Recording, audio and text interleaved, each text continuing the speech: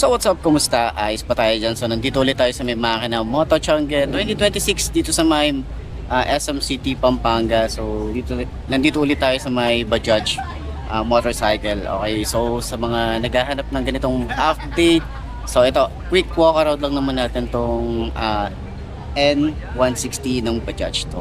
So tara, umpisa natin quick walk around para dito sa mga naghahanap ng ganitong motorcycle. So walk around na natin. Let's go. Kung bibili ka ng motor, wag puro forma lang. Dapat tibay, tipid at may pangmatagalan. Maraming maganda pero mabilis bumigay. Pagdating sa biyahe, dapat di ka iiwan sa daan. Bajaj, kilala sa matipid na makina. Pang araw-araw man o pang kabuhayan talaga. Mura maintenance, di masakit sa bulsa. Kahit malayong biyahe, kaya kang samahan pa. May tanong ka, tibay ba? Oo naman, subok sa kalsada kahit init o ulan. Piyesa importante, dapat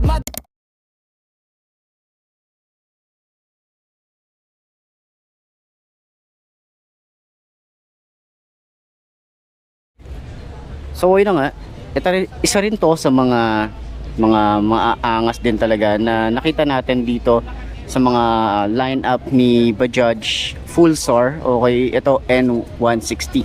So maangas talaga. Yung kanyang headlight is yung ano niya, projected lamp. Tapos meron din tayo ritong daytime running light. Naka-inverted forks na rin tayo rito. Meron tayong reflector, side by side naman yan, naka dual channel ABS, maganda yung mugs, ang ganda ng kanyang design para sa kanyang fender. Tapos meron din tayo rito na single disc brake. Ayan, single disc brake, naka dual pot caliper tayo rito.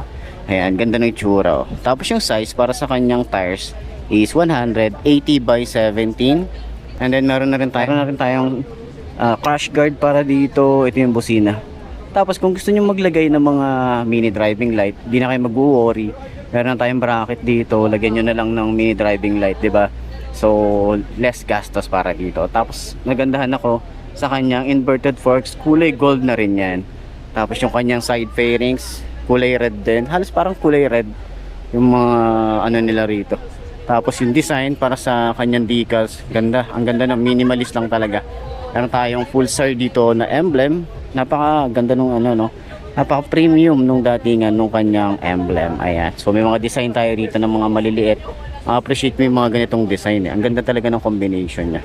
So parang meron tayo rito tawag dito para sa relax position nung ating tuhod. Ayan, so yung kanyang makina, meron tayo rito monitoring ng kanyang oil. Ito yung itsura niya, 160, pero parang hindi talaga 160 yung kanyang makina, parang mga 250cc. Okay, so rear brake pedal, yung foot pegs para sa rider, combination ng rubber and metal. Pero yung foot pegs para sa angkas, ayan, metal, pure metal siya. Tapos naka monoshock, adjustable.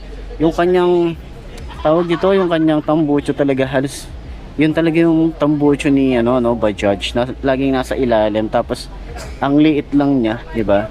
May tar hugger na rin tayo rito, swing arm, ayan.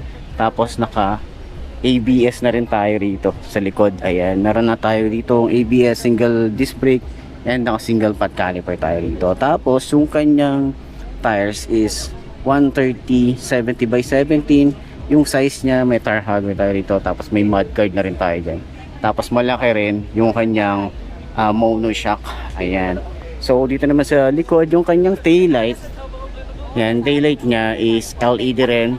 May susian tayo rito sa ilalim para ma-open natin yung kanyang upuan. Tapos ito, meron tayo rito plate light. Signal light niya is flexible, LED rin. Nilagay ng plate, meron tayong reflector dito. Ayan, so sa kabilang side, tingnan natin. Ang gandang pogi na ito. Pogi ako dito lalo dito sa headlight niya. Dito ako napupugian. Okay, so meron na tayo rito na single head shifter. Ayan, so may ano tayo rito, chain cover na rin. Ayan, so sa upuan, sobrang kapal ng upuan, sobrang lambot din. May pulsar pa rin tayo rito. Yung kanyang upuan dito, sobrang lambot. Tapos yung kanyang gas tank, yan, ang laki, pang big bike talaga yung datingan niya. So kagandahan, meron din tayo rito USB charging port, di ba? Yung kanyang panel gauge, digital na rin yan. ABS, may dito may icon na ABS, engine check, signal light, neutral, yung kanyang oil or yung coolant niya yata to, meron siyang logo.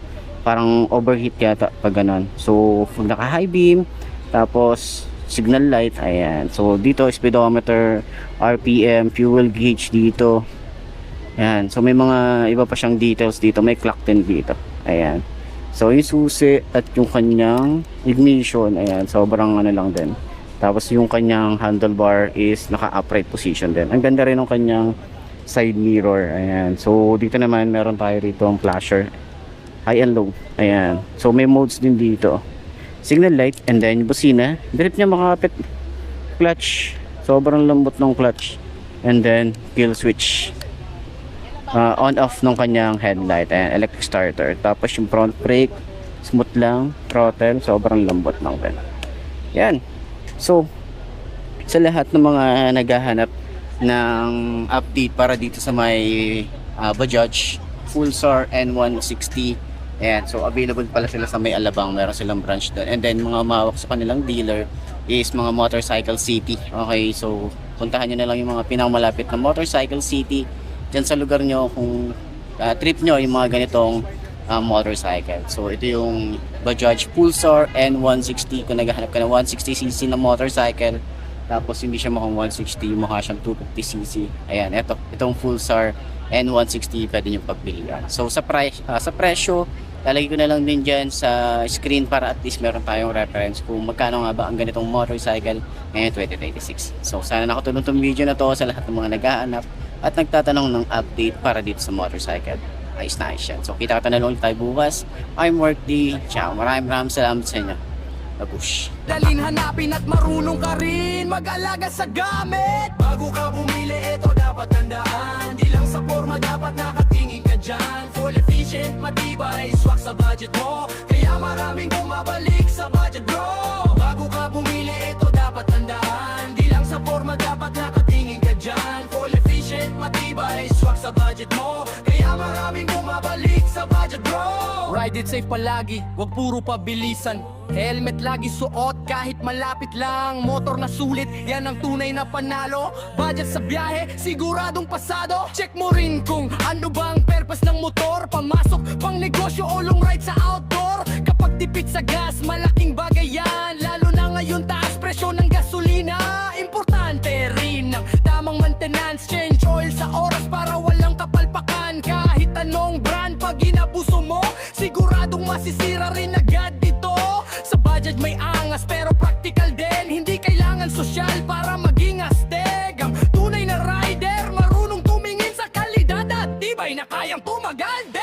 Hindi porket mahal siya na pinakasolid. Minsan nasa diskarte ang tunay na sulit. Kung gusto mo ng partner sa araw-araw na laban, hanap ka ng motor na kayang sabayan.